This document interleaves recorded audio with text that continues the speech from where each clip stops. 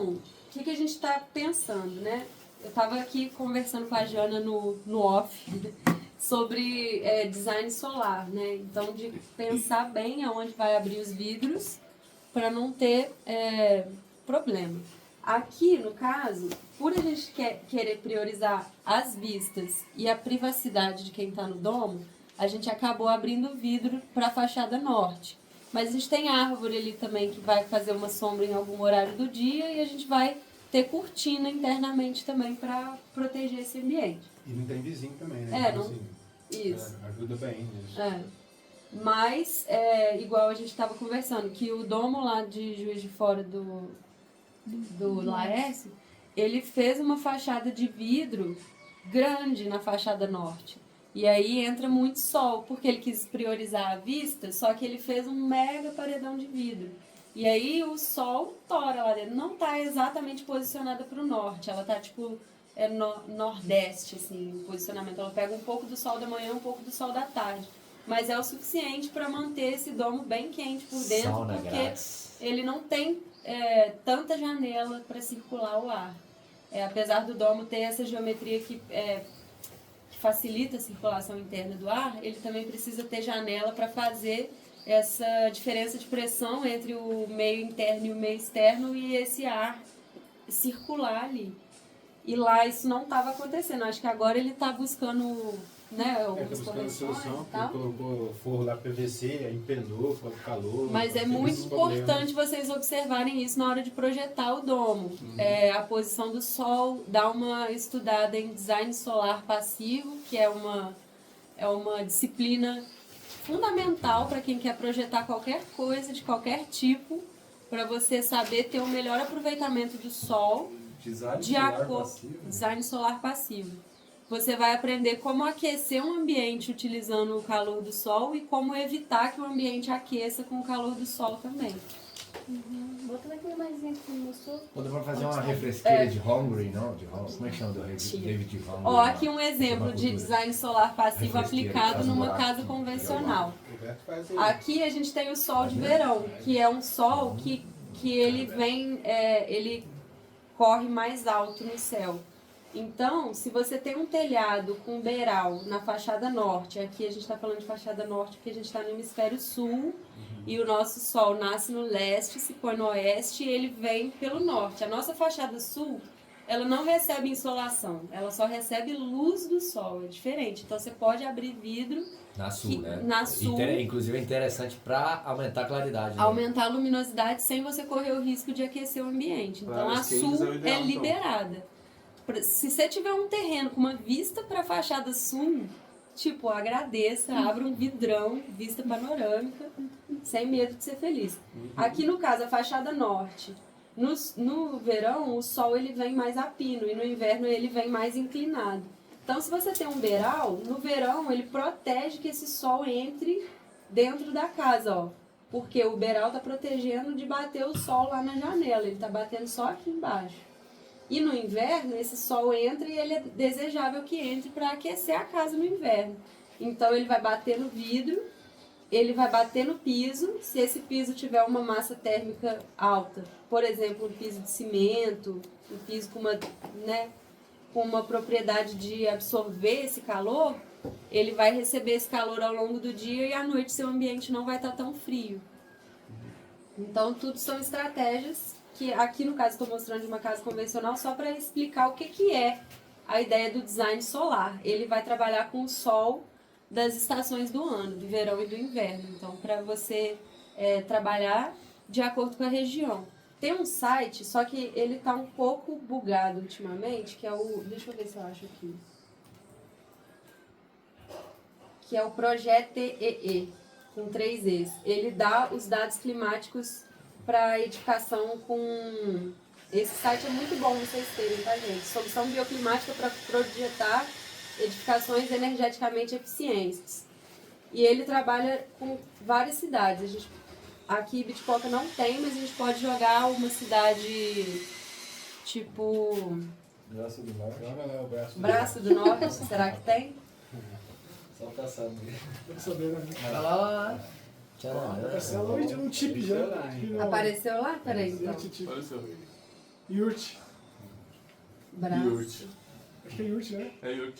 E o outro é braço do Tum. Braço do Norte. Não possui dados bioclimáticos. A cidade de mesma região, de mesma zona bioclimática é Uruçanga. Você conhece Uruçanga? Uns 30 quilômetros. E realmente é parecido o clima lá?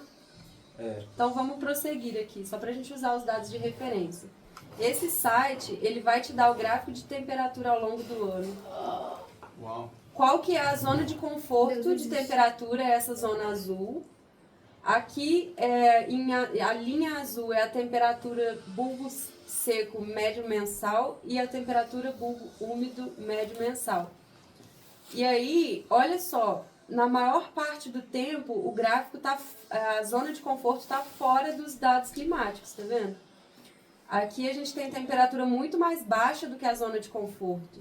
Olha só, no inverno. Essa zona de conforto não muda, tá? Ela é tipo assim... Então é muito frio no inverno. seria o ideal? É muito frio Muito no inverno. frio no inverno. Entendi. Vamos prosseguir aqui. Ele Pegar tem no gráfico norte de depois. temperatura, ó. Pra ver a diferença. A temperatura do bulbo úmido é a temperatura mais baixa que pode ser alcançada apenas pela evaporação da água. É a temperatura que se sente quando a pele está molhada e exposta à movimentação. Enfim, aqui ele vai explicar tudo. Esse site é muito top, tá, gente? É assim, dica de ouro aí pra vocês. Aqui, gráfico de chuva, quais são os índices pluviométricos ao longo do ano também, em milímetros. Então a gente já sabe, ó, que tem meses bem secos e tem meses que chove muito. O que é legal aqui? Pô, não vamos fazer um domo, né? Nem em setembro, nem em janeiro, porque chove muito, né? Quando é muito calor, chove muito. Quando é muito frio, Então, cada região tem a sua própria característica. Tem lugar que vai chover mais no meio do ano, tem lugar que vai chover mais no final do ano.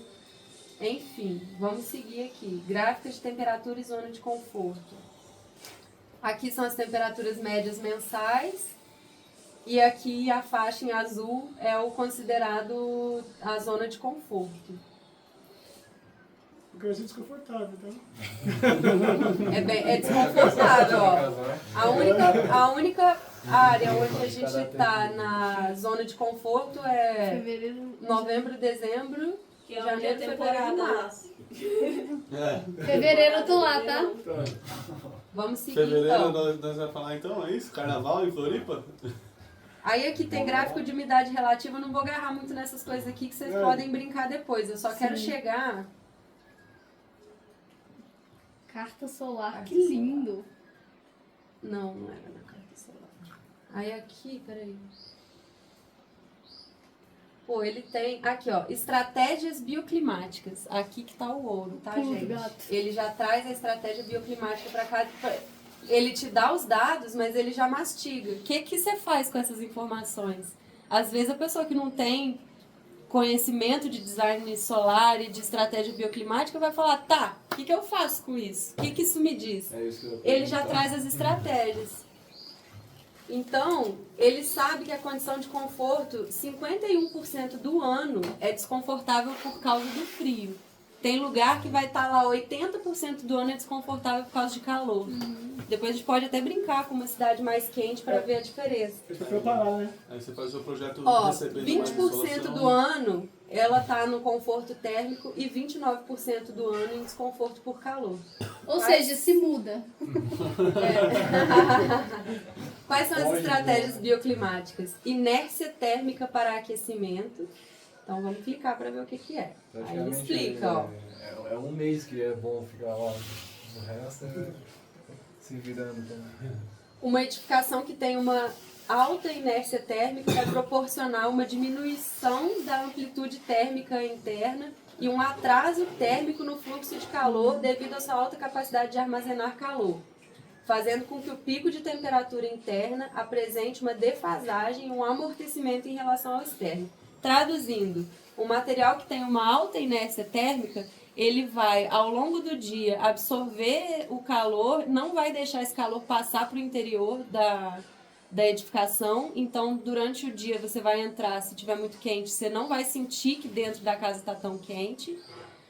E ele vai funcionar como uma bateria de calor que vai armazenar esse calor e quando estiver esfriando, ele vai devolver esse calor para o interior da residência. O que são os materiais de alta inércia térmica? O barro é maravilhoso. Taipa de pilão, cobre, tijolo maciço de barro. A parede maciça de barro ela tem uma alta inércia térmica. Então, o hiperadobe, então, nem se fala. O hiperadobe nem se fala. Só que aí, quanto mais grossa a parede, mais tempo ela precisa para armazenar esse calor. Então, às vezes, num dia muito frio, ele não vai ter calor suficiente para armazenar. Só que ele vai fazer o quê? Dentro da casa não vai ter uma grande variação térmica. Pode estar de dia, de noite, vai manter a temperatura mais estável. Não vai ter uma variação tão grande, que é o amortecimento em relação ao externo. Então, Raíssa, subiu muito a temperatura, dentro Raíssa, está tranquilo. Com base daí das informações ali em cima, então realmente é mais viável a construção mais voltada com madeira do que construção civil, porque a maior parte do tempo lá é frio. Madeira também é um bom isolante. A própria placa cimento, o cimento também tem uma boa massa térmica e inércia térmica. O lance da placa cimentícia, talvez o de 10 milímetros, foi isso que o Roberto falou. Ele ter mais tempo para absorver esse calor antes de começar a liberar ele para o meio interno ali. Então, aumentando a espessura, você tem mais tempo de sol batendo ali até ele começar a passar esse calor para dentro da edificação. Principalmente porque a gente vai trabalhar com uma tinta clara, e aí ela ajuda a refletir esse calor e não a armazenar ele. E a tinta da Decor Colors, inclusive, fala lá na embalagem que as cores claras ajudam nessa questão do isolamento térmico e tal. Tá? Aí ele vem aqui, ó. Quais são os materiais com a É ótimo esse site, porque ele já dá mastigado, tá? Nossa. Quais são os materiais com a capacidade térmica elevada? Concreto, alvenaria, cerâmica tem a capacidade térmica elevada. A capacidade térmica do material e seu respectivo atraso térmico são propriedades importantes na escolha do material. Aí ele vai falar de transmitância, enfim. E ele traz as referências de onde está tirando, aonde que você pode aplicar a inércia térmica. A ideia do piso, que eu falei, né? Se você tem um piso que fica batendo esse sol e depois ele libera esse calor para o ambiente, é top. O cimento queimado faz muito isso, porque é um piso frio, mas se ele bate sol, ele consegue chegar numa temperatura que de noite está agradável de você pisar descalço. Se ele for um piso que recebe sol, porque senão também você tem uma pedra de gelo dentro de casa. A estufa, então você tem uma estufinha de vidro, olha aqui que legal, ó. É uma estufa de vidro com uma parede com boa massa térmica dentro da estufa. E aí essa estufa aquece, essa estufa aquecida vai aquecer a parede e esse calor que vai ser levado para dentro da casa. Incrível. Isso aqui, gente, ó. Nossa, tô emocionada, gente. As edificações semi-enterradas, porque, como a gente falou, a terra tem uma boa massa térmica, e aí se a casa está semi-enterrada, ela também vai ter essa propriedade de não muita variação de calor ali dentro. Os hops. E o negócio canadense que você falou lá? Aqui também, olha só que legal aqui, ó. É uma parede de alta massa térmica, parece até que é um cobre aqui pelo desenho. Ou um hiperadobe, né? As bolinhas. O sol bate por essa janela na parede, aquece essa parede e aí manda o calor aqui pra cá. Aqui a gente tá falando de uma fachada norte, né? Então o sol entrando. E olha como que é o sol do inverno. O sol do inverno entra pelo vidro, aquece a parede, que aquece o ambiente. No verão esse sol não vai bater, então não tem perigo de aquecer demais a casa. Porque, porque o sol no verão ele vai estar aqui, ó. E ele vai bater em cima do telhado. O beiral aqui tá protegendo, ó. Então, são estratégias que... Aqui a gente está falando para uma casa convencional. Aí a gente começa como que a gente pode aplicar isso para um domo, né? Numa região muito fria ou numa região mais quente. E por aí vai. Então aqui só eu quis trazer isso porque é importante, tá? Porque se você não leva isso em consideração na hora de projetar, depois é muito mais difícil e caro resolver. E uma construção sustentável, ela não é feita do momento da obra, porque o momento da obra é muito pouco comparado com quantos anos essa construção dura, né? Então, se você ser sustentável na sua obra e não ter uma construção sustentável durante 20, 30 anos, não é sustentável. Você vai fazer ali uma parada que tem baixo desperdício, melhor aproveitamento do material, mas, pô, eu preciso ter um ar-condicionado 500 DPU ali pegando. É por isso que o Laércio queria muito que eu fosse lá antes de fazer o curso. Ele falou assim, Janox, você tem que vir aqui porque eu cometi muitos erros. Vou levar o posto lá pra ele. Então, assim, eu tô aqui, gente, dando o caminho pra vocês não precisarem me contratar. Não, Tá bom? eu não faço sem você, não. Essa é a importância de um arquiteto na hora da obra. Não é pra fazer o orçamento, não é pra fazer o projeto. Isso aí, cara, geralmente o cliente já tem o projeto quando ele procura o arquiteto. Ele quer pra outras coisas. Então, assim. Amiga, Raíssa, semana que você vem... vem parar. Parar você mora? Vamos pôr. Só pra ver o que eu vou ficar agora. Aí, assim, Nossa, só você nem falou vou me agora. alongar muito, porque depois vocês podem entrar aqui, brincar com a região de vocês e ver o que acontece. Amiga, semana que vem eu e você, ressaquinha, tá? Você já analisar meu terreno. Vamos lá. Belém do Pará. É Belém lá mesmo? É, beleza. Ué, é Belém? É Belém com... Qual sei? Belém. Alagoas, Belém, será? Isso. Alagoas, muito bem. PA. Ah, é só Tem Belém. Belém em todo canto. Achei. Tem Ó, canto Belém. Belém PA. então aqui a gente tem os dados climáticos. Olha a zona de conforto lá, como que já é bem diferente. E a gente não tem, Não tem nenhum problema com frio, né? Vamos Nossa, ver é do aqui Ministério do Meio Ambiente esse site. É, véi. Gove.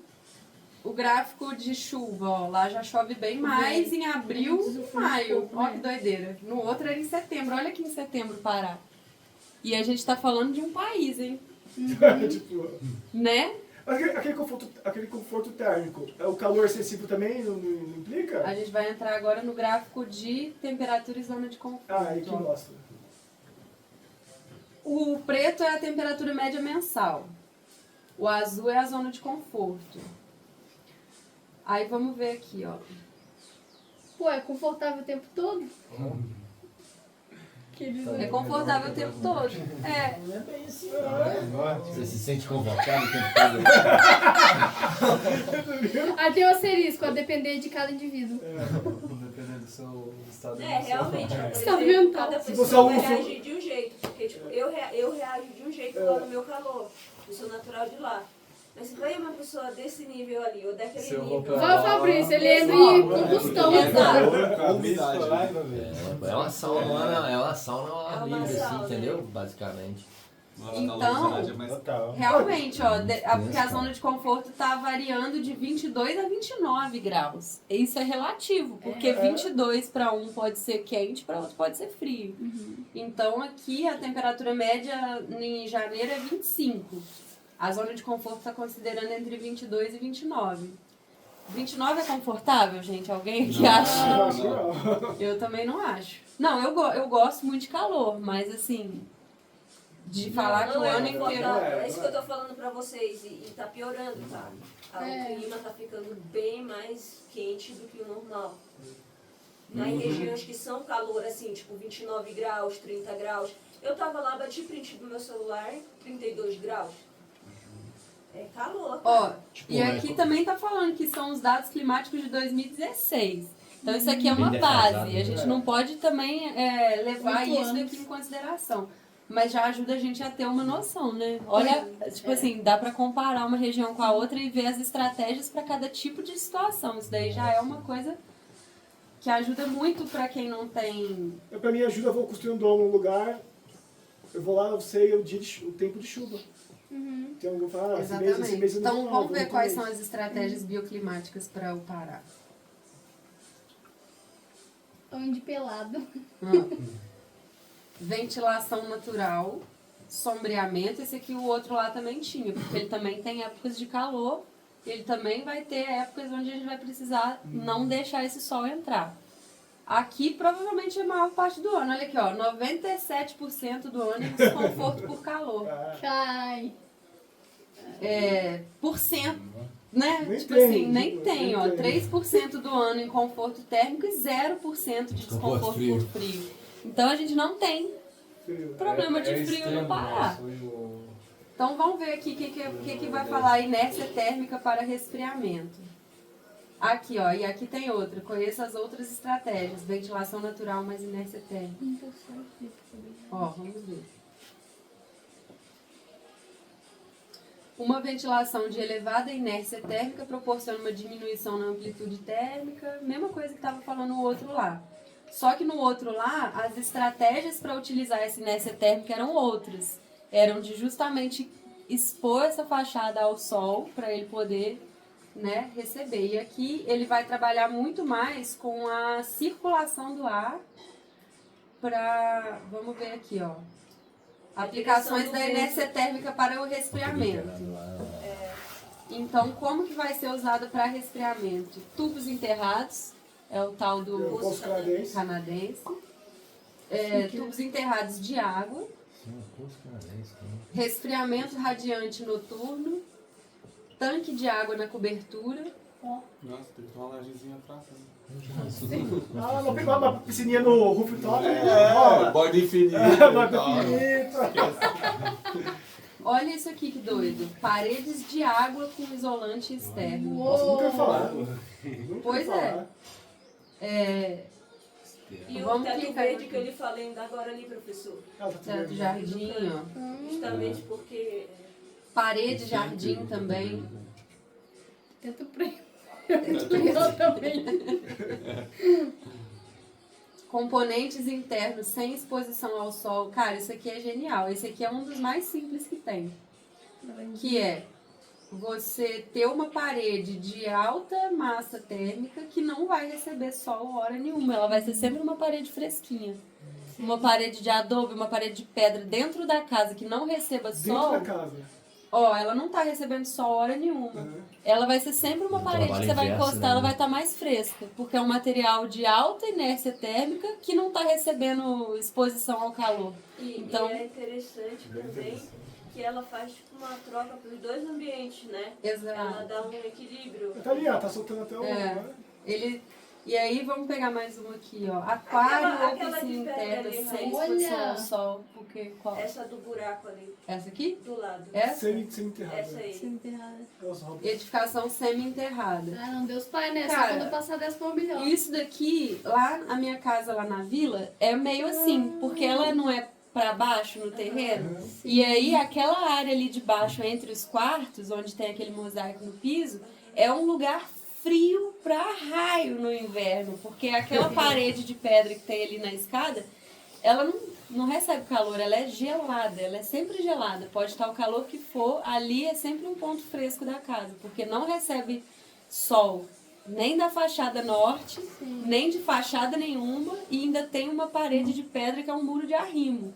Ela tá semi-enterrada, ela é um material de alta inércia térmica, não recebe sol E ainda tem aquela hora varandinha, né? nenhuma. Ainda tem... Aquela varandinha foi um erro de projeto, porque Sei. é uma varanda de 2,5 metros na fachada norte, com um beiral. Então, no inverno, não bate sol naquelas paredes. Fica muito gelado os quartos.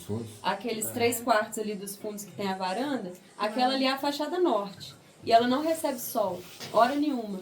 Então, ali é frio no inverno, muito frio, porque nem o sol entrando bem inclinado, ele não bate hora nenhuma na parede. Fica gelado. E aí, foi até um dos motivos de eu ter mudado meu quarto para o mezanino. Porque no mezanino, por estar mais alto, ele recebe, e não tem a varanda, não tem beiral, ele recebe o sol. E aqui também a gente tem um problema de desconforto maior por causa de frio, igual lá. Então, sempre a gente está buscando as estratégias de aquecimento solar.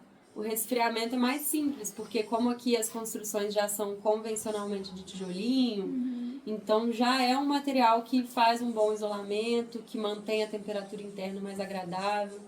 Mas é algo a ser observado, isso aqui, gente, para domo e para qualquer tipo de construção, tá? A gente pode clicar aqui, eles vão dando, né, algumas... Achei doido ali o lance do aquário, né? Tipo assim, como é que... Da parede com água ali. Vamos clicar para ver a parede com água. Parede de água com um isolante externo. A água apresenta uma maior capacidade de armazenamento de calor por unidade de volume, com uma capacidade térmica pelo menos 2 vezes maior que os materiais comuns de alvenaria. Ela apresenta vantagem que as correntes de convecção distribuem o calor mais uniformemente através do meio. O material dos recipientes de armazenagem de água não pode ser isolante térmico. Ela pode ser armazenada em recipientes tais como tambores, containers, colunas verticais e até garrafas. Eu estava pensando nisso.